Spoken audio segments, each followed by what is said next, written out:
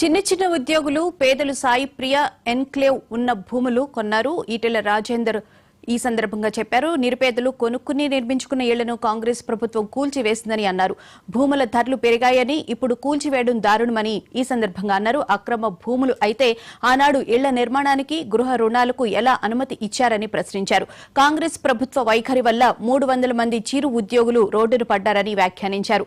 30-40 ఏళ్ల క్రితం కొనుక్కున్న భూముల విషయంలో ఇప్పుడు కలగజేసుకోవడం సరికాదు అని, నిరుపేదలు కొనుక్కుని నిర్మించుకున్న ఇళ్లను కాంగ్రెస్ ప్రభుత్వం కూల్చివేసిందని అన్నారు. పేదల ఇళ్ల జోలికి వెళ్లొద్దని ప్రభుత్వానికి ఎన్నోసార్లు విజ్ఞప్తి చేశానని తెలిపారు.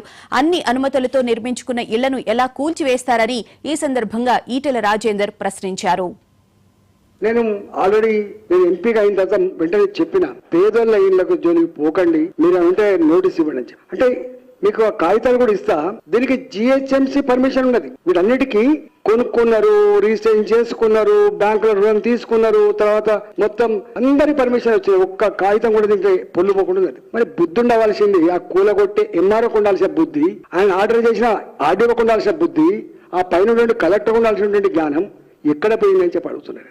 నీ పాత కలెక్టరే కదా, నీ ఏ పొజిషన్ కి అయితే వచ్చినావో, నీ ఆఫీస్ ఎవరైతే నువ్వు నడుపుకుంటున్నావో దాంట్లో ఉన్న ఇంకో కలెక్టర్ ఉన్నారు కదా. ఇవాళ ఈ గంజా అమ్మేటోళ్ళను కంట్రోల్ చేసే తెలివిలేదు వీళ్లకు, గుడంబ అమ్మేటోళ్లకు తెలివిలేదు, దొంగలను కంట్రోల్ చేసి తెలివిలేదు. కానీ 200 మంది పోలీసులు మాత్రం పంపించారు. అంటే ఒక పాకిస్తాన్ భారతదేశ బార్డర్ల మధ్య ఇంట్లో మోరించారో ప్రజాప్రతినిధులను భయభ్రాంతకు గురి చేసి, ప్రజలను కూడా పోకుండా చేసి